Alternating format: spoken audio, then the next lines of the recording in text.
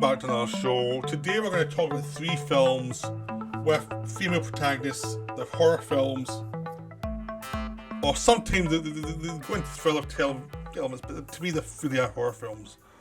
So it's basically Censor, The Columnist, and St. Maud. So these are three female-led films, and two of them were made by women. They were directed by women. One of them wasn't, but they're all female-based, horror. So it's a kind of, it's something I haven't covered for a while. It's one of those ones that's like, it's a small subgenre. Not a lot of them are getting financed, but there's more now than there were, and that's really good because it's one of the things I have a problem with is like the idea is a lot of women characters in horror stuff obviously are written by men, and usually it's never that interesting, honestly, because they are projections a lot of the time. They are kind of like be this idealistic person, so, and it's kind of boring because it's like a stock character. So even as a male, I think that a lot of the time. So God knows what it's like for women watching a lot of these films, because as a male I'm thinking that doesn't quite feel right. But just as a observer, just like, so sometimes it works fine, but sometimes it can just be fantasy figures. I think it depends on how much they collaborate with the actresses involved, really, and how much the script is allowed to flow and actually bring up stuff. It just depends on who wrote it and how it's done. It's just, I think you just have to be kind of careful sometimes. I think because sometimes in horror, the female characters can be kind of objectified, not just physically, but also mentally as a kind of saint figure. It's kind of like a Madonna Who complex, really. Like, you're either the Madonna or you're the Who. The Who are the ones that get killed in the slasher movies, and Madonna is the one that survives, the final girl. It's that kind of thing, And, it's kind of irritating just to watch, because it's like, if you know real life, a lot of women aren't like this. So it's like, so even as a male watching, it's like, that doesn't feel right. That doesn't feel quite right. And so two out of these three are done by women, and you can tell the difference. And it's one of the things I've found in just fiction generally is I'm very interested in women doing these things as long as they don't do the bland thing of try and make it acceptable, so you end up smudging a lot of stuff. Like, a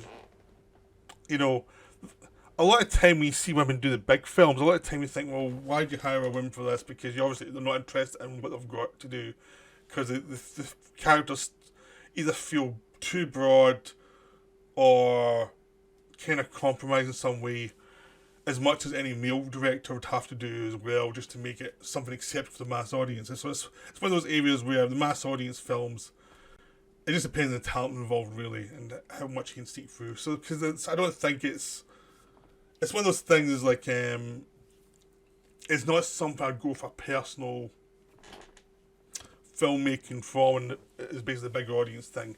And even when you do the Marvel thing now, with the bringing in indie female directors to do stuff like Black Widow and Captain Marvel, the film is turning out to be fairly bland, and these are indie directors, and you can just sense that they probably never quite got as much freedom as they probably hoped we're going to get. I just feel that the films haven't come across as what you'd hope. Because, a lot of times in the past, a lot of the more interesting films by women tend to be films that would not succeed financially, or like the Nora Ephron stuff will succeed because it's a fantasy figure. The kind of more interesting jaggedy characters don't succeed. There's lots of films made in the 70s by women and only get one or two shots.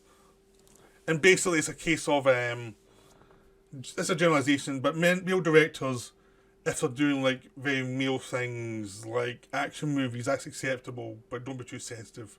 Female directors, be sentimental, but don't be too jaggy, or don't be too brutal with stuff, or you won't get an audience. It's just like everyone's got their own little prison of what's acceptable if you want an audience, what's not. Some people break out of that. Jane Campion's managed to have more jaggedy figures, more interesting figures. But I think it's a lot of it's finance, and just finding finance for a lot of these films becomes a problem. So it means a lot of time you're getting a lot of films made. Like, okay, hopefully this is good, and then you watch and it's like it's the same as every other film I've seen. It's like what's interesting here?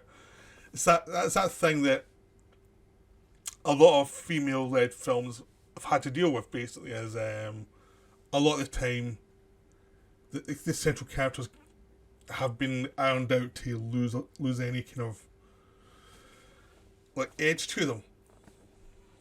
I mean, some stuff always breaks through, but it's a thing is like it's like 10% breaks through and the rest is bland usually.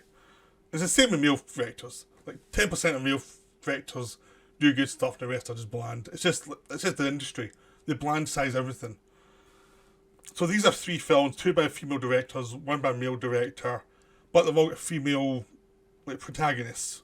So this is going to be non-spoiler for all 3 because they're all newish films. Right. So Censor is directed by Prano Bailey Bond. Right. The Columnist is directed by a man, Ivo Van Art, and St. Maud is directed by Rose Glass. So each one has their own like feel to them. They're all in the horror genre. They're all genre films.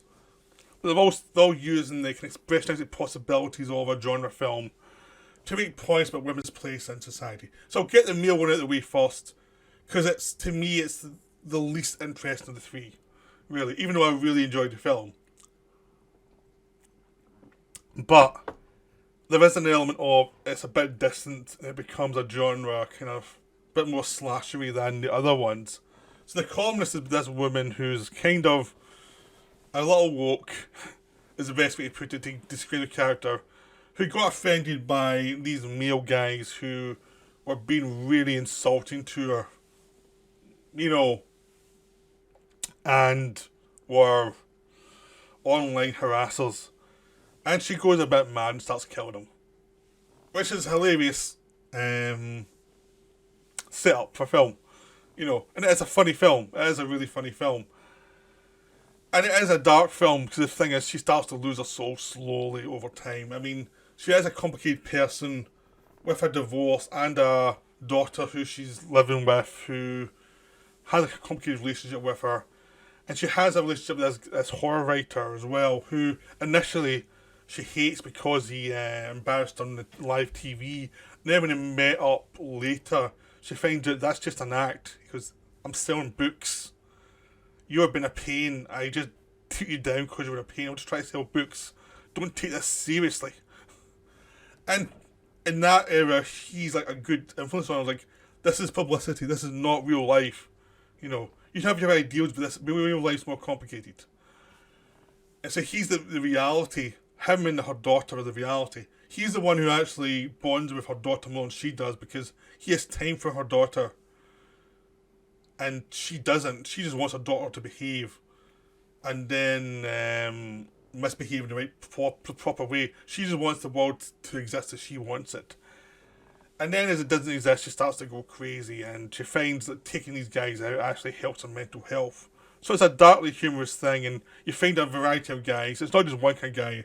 You've got the kind of the typical stalkers, the fat guy thing.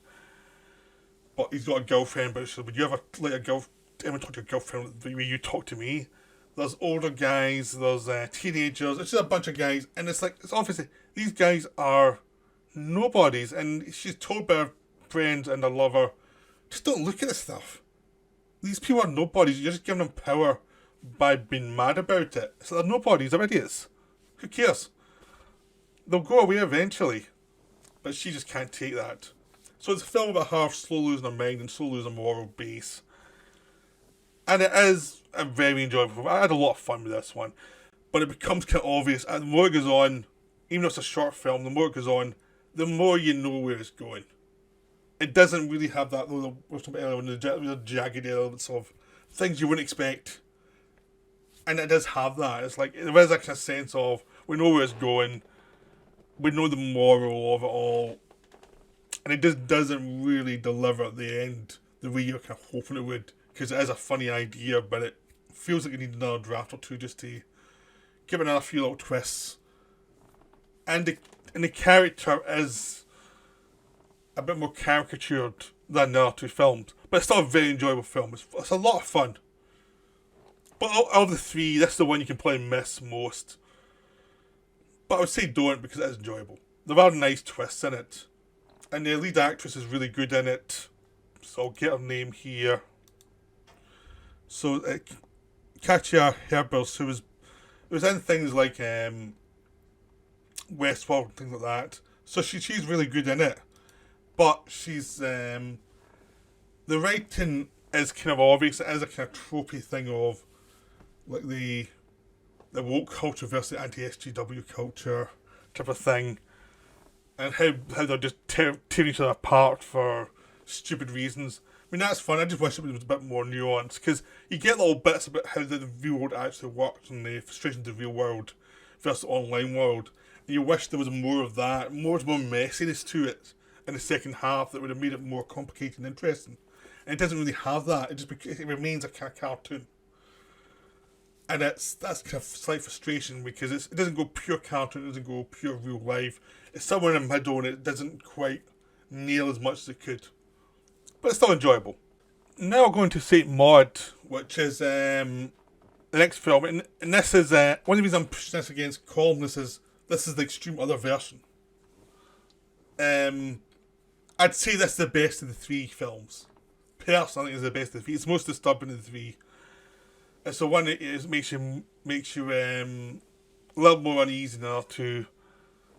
But it is the kind of extreme other side, where basically this is all internal. This is very much influenced by like the Bresson stuff, and Paul Schrader's influence of Bresson. There's voiceover of this person who's this woman who's embraced religion after an accident, and she's fully get into it, and it's about mental health issues and how religion becomes like a crutch for someone who has those issues and who's been ignored by everybody. And it's a bit the way society kind of doesn't pay enough attention to people, and actually people with serious issues fall through the crack. But that's the outside thing. That's all the stuff you can glean from it. But the important thing is the interior element in this one is because it's about a person, but you're seeing it from their point of view. Everything's from her point of view. You're seeing everything the way she imagines it and the way she sees things. And every so often reality kind of comes in, because it's an objective view in a sense, because the camera's there, so the camera's viewing things and how people react. But the camera works always to showing you how she feels, how she's experiencing it. So you can see the other person in the background sometimes experiencing it differently, but the framing's there for what she experiences it. So it's like a complicated thing of the objective and subjective are existing side by side. And every so often they don't exist side by side when you use purely to her point of view. But a lot of the time they're existing side by side. And it shows you how tragedy can strike with mental health issues. But it's also showing you how she's willing all this. She's going for martyrdom, no matter what. She's feeling like she has to embrace this. So it's about a woman called Maud, but that's not her original name. She's changed her name to Maud after this accident. She was a hospital, worked in a hospital, now she's become a carer after this accident, and she's fallen away from all her friends. She used to be a typical nurse, and now she's socially isolated and she can't really deal. She was things getting out of control, and everyone ignored what was going on and all the signs, and a tragedy happened. Now she's trying to deal with it on her own, which is the worst thing, because she's been given medication, but no one's paying attention whether she's taking it or not. You know, no one's paying attention at all. And you see her fantasies of religion slowly emerge. She starts off repressed and a little bit judging things, but she kind of means well. She's trying her best for this new religious element to her life. And she gets a job as a carer for this aging singer who's dying, played by Jennifer Reilly, who's gay basically, and so she's stuck with this religious person, and she's a hard person to deal with because she's dying, she's bored, and she's trying to make sense of her life. So to dealing with this religious person, is just something interesting to her. It's not something she's going to get back into or anything. She's just interesting because she's trying to make sense of death, basically. Unfortunately, she's dealing with a religious zealot who is very confused, doesn't know how to deal with her either. Doesn't know how to deal with the concept of homosexuality either. And there is a kind of ambiguity to the relationship as well that obviously if you brought it up to the lead character, she'd be like horrified with. But because this is a female director, that's not played for, like, you know, exploitative things. It's not even brought up, basically. It's just there in interactions, and that's it. It's not something for the perverse audience or anything. It's just something that's there as a theme. And there's lots of other things in here. It's just the way the camera's set up, the way the interactions are. It's also made by a female director, and it's just like, it's a different set of interactions. That's why I talked about earlier on, why it's kind of disappointing when women directors go further up in the industry, they can get blanded out. So a lot of the little observational things that are there in the smaller films get kind of trashed in the bigger films because there's no time for that. I mean, having the male directors too, a lot of the interesting things with the male directors gets ignored when they go up in budget. It's just one of those things that happens. Budgets means less control if you're going up in the budget level. So this one is actually about the idea of what's the subjective, what's the objective, and how someone interprets things. Because the film is also about the idea of what happens if you keep on losing control and you keep on losing your job and keep on becoming more and more unemployable, as Maud does. She loses her job with this woman halfway through the film after she makes a horrible mistake. And then she just starts to spin out. She tries to return to real life and fails miserably. And end up getting raped. And it's like, it's a horrible thing, and it drives her even more and more insane. She cannot not interpret what's happening to her in a normal way. And it's the idea of what does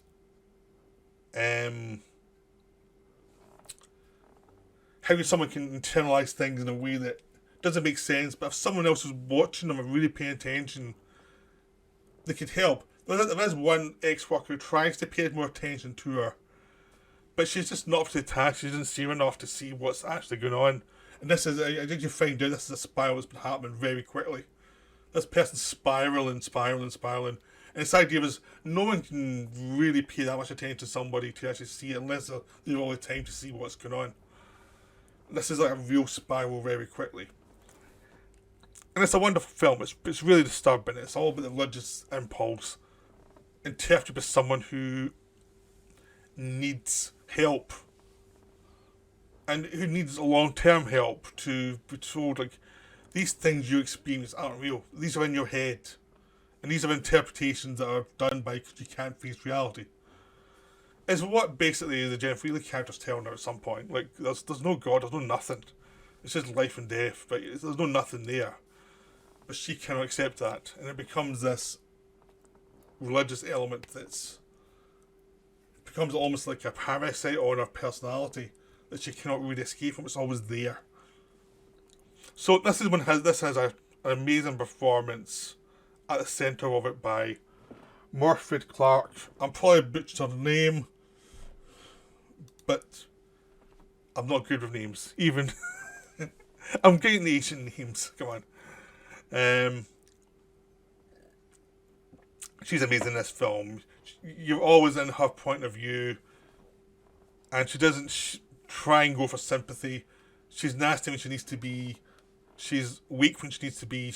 There's no vanity at all involved. It's just performance about this person who's slowly going mad, and it's quite terrifying when she goes into mania. You know, and it's like, again, there's all the themes that are there, but they're always there to see, but they're not like commented on as if to say, oh, you're too stupid to see this. No, it's like, they expect you to pay attention, this film. They don't expect you to just get spoon-fed it. So, this is a terrific film. I highly recommend anyone seeing it. It is really good. But it is tough to watch. This is one of the tougher ones to watch. So, I'm warning you now about that. It is tough to watch. So, finally,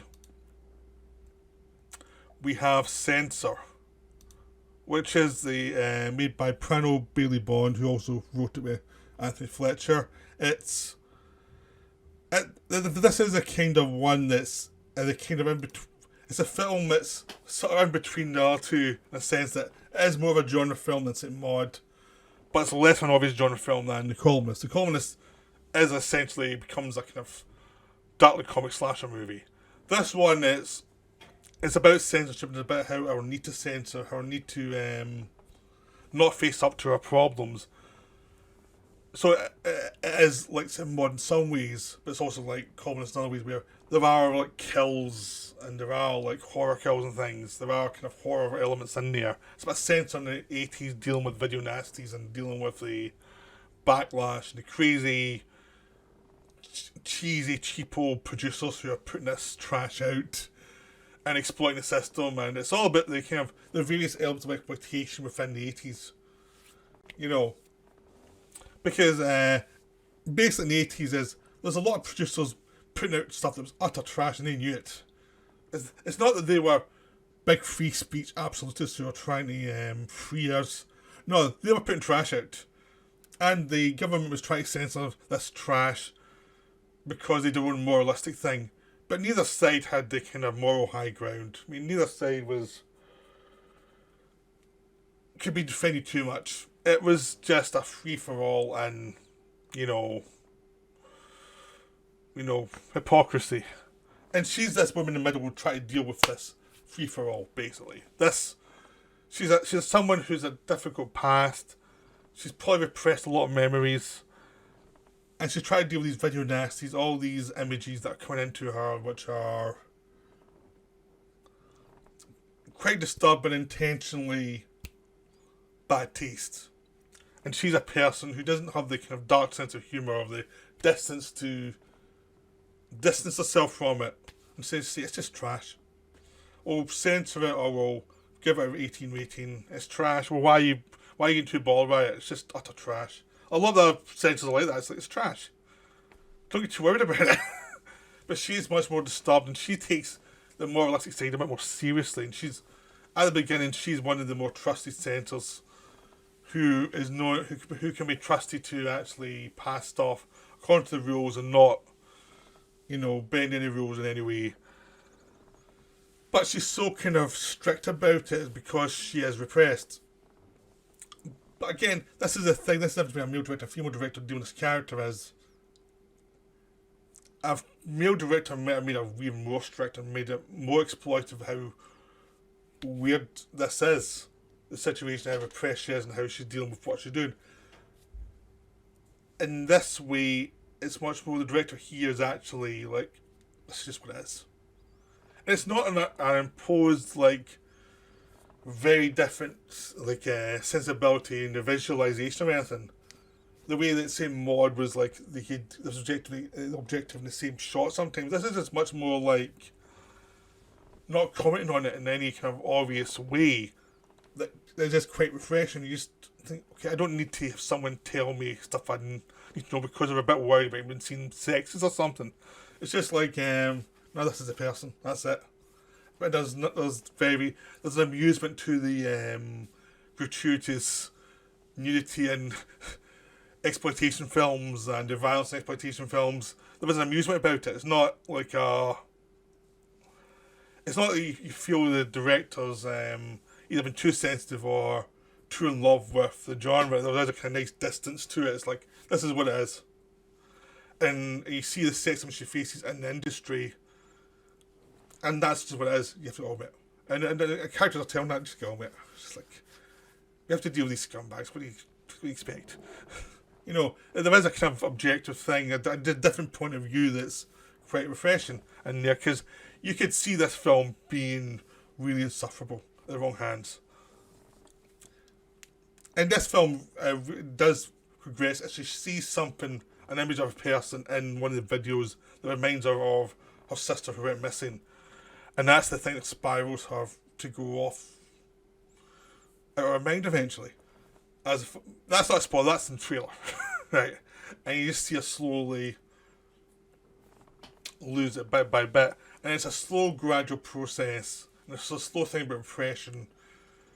And it's not done in a kind of obvious way. Like, it's obviously the 80s, and it is an era of pure exploitation. It's either pure trash filmmaking. And then as the film progresses, the filmmaking becomes much more like an exploitation movie of that era. But it's observing it, and it's allowing it to be that without getting too excited by the idea of it. It's like, it's obviously people who are fans of that stuff, but they know they're telling a story. They're not just doing the, oh, look at me, I've seen this film type of thing. It just as a sensibility, it's slightly different, which makes it really enjoyable. And that's the kind of film, and it's a film where you really want good female directors in the industry, because you're going to get a slightly different take on something. Like, you might be a similar subject matter that a male director could do, but you get a slightly different take on it. It's not like a massively different one, it's just slightly different sometimes, and you get another nuance you wouldn't get otherwise. That's why it's quite good to have different points of view in film, really. Without it being the kind of woke trash thing where it's like, everyone's getting judged, which is what you don't want, because that puts everyone off. That makes everyone hate you. But if it's just a different point of view, yeah, that's good. So, all these films are definitely worth watching. I've tried my best not to go spoiler on them. Like, I try to stick to what's in the trailers, basically. And they're all worth seeing, but say Maud and Censor are definitely the two better films. The ones that are really worth seeing. But Columnist is very good too. It's a step down from the other two. It's a bit more cartoony than the other two. And like, you'd think Censor for the subject matter would be the more cartoony film. But it's not. It really isn't. You can just tell the difference between Censor and The Columnist. The Censor kind of means it a lot more, the emotions. And Columnist is a bit more distance. A bit more cartoony. And there is a palpable difference in point of view here. But they're all worth seeing. They're all really good. So I hope you enjoyed this video, and I hope you go and see these films, because they're all really worth your time. But that's me for now. I'll be back with one more video for this week. Bye for now.